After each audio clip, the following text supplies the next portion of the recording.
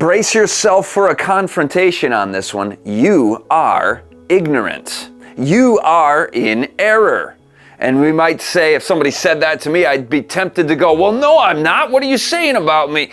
If you say, no, I'm not ignorant, and no, I'm not in error, what you're claiming is actually, I have perfect knowledge of everything, which is a ridiculous notion. None of us have perfect knowledge of anything. In the Bible, in 1 Corinthians 13, verse 9, it says, for we know in part.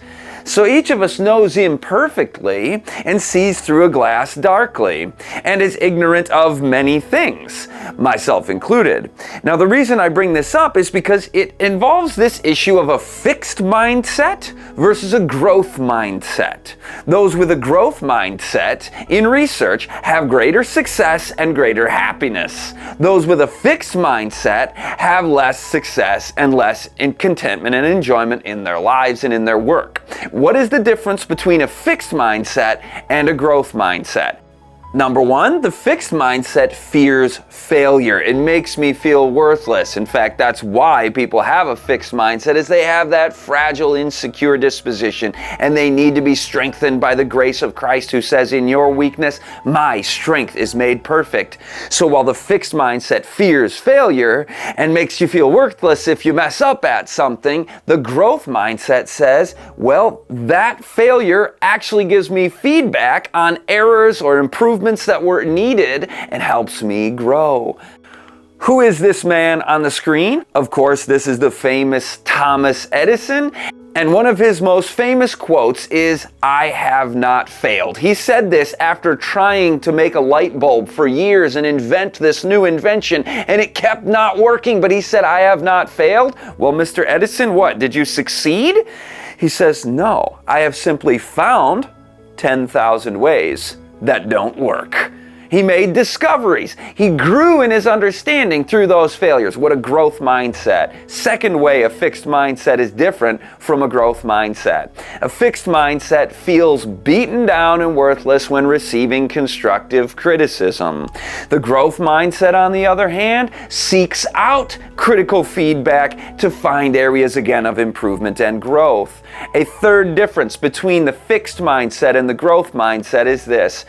The fixed mindset says, I'd rather not try something new. I'm afraid. It won't work. I can't do it. And you might not say those things out loud, but those are the fears and insecurities that plague the fixed mindset. And I realize many of us struggle with that fixed mindset because we were beaten down as kids or whatever.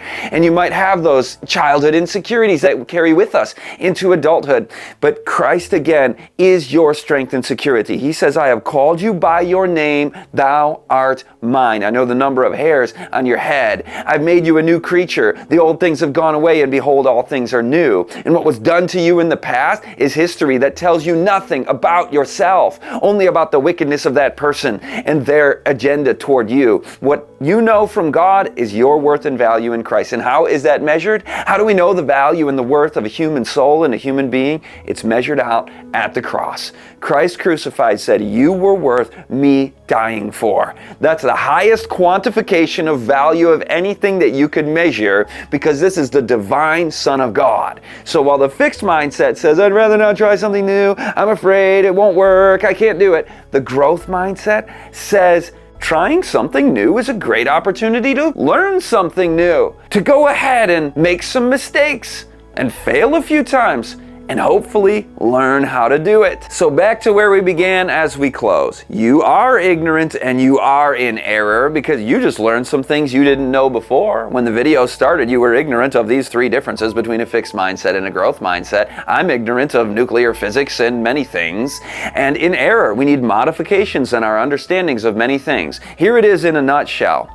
Those who claim they are not ignorant and not in error on anything have no ability to learn anything new. Did you learn something new today, this week, this month? Then that new item you learned replaced ignorance or replaced error. Now be strong, be confident, be humble, admit that we don't know everything, and that opens the mind that we may grow in Christ.